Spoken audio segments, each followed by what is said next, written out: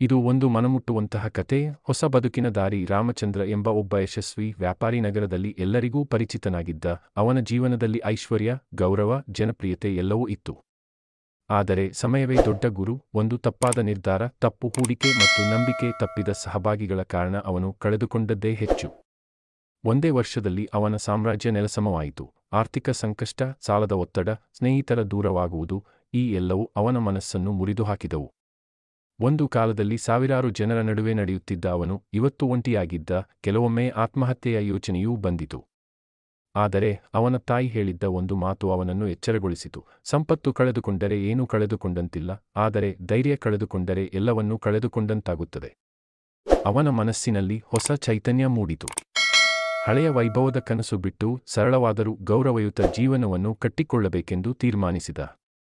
ಅವನು ತನ್ನ ಹಳೆಯ ಅನುಭವಗಳನ್ನು ನೆನೆಸಿ ಮತ್ತೆ ಶೂನ್ಯದಿಂದ ಆರಂಭಿಸಲು ನಿರ್ಧರಿಸಿದ. ಮೊದಲಿಗೆ ಸಣ್ಣ ಹೋಟೆಲ್ಗಳಲ್ಲಿ ಕುಳಿತು ಜನರ ಅಭಿರುಚಿ, ಬೇಡಿಕೆಗಳನ್ನು ಅಧ್ಯಯನ ಮಾಡಿದ.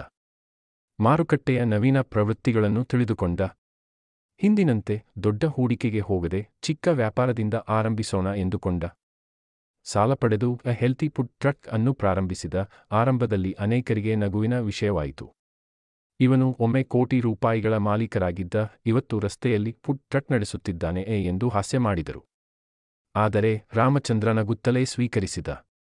ಅವನು ನಂಬಿದ್ದ ನಿಜವಾದ ಗೌರವ ಕೆಲಸದಲ್ಲಿದೆ, ಸ್ಥಾನಮಾನದಲ್ಲಿ ಅಲ್ಲ. ಕಾಲ ಕಳೆಯುತ್ತಾ ಅವನ ಪ್ರಾಮಾಣಿಕತೆ, ಗುಣಮಟ್ಟದ ಆಹಾರ ಮತ್ತು ಸ್ನೇಹಪೂರ್ಣ ಸೇವೆ ಜನಮನ ಗೆದ್ದವು.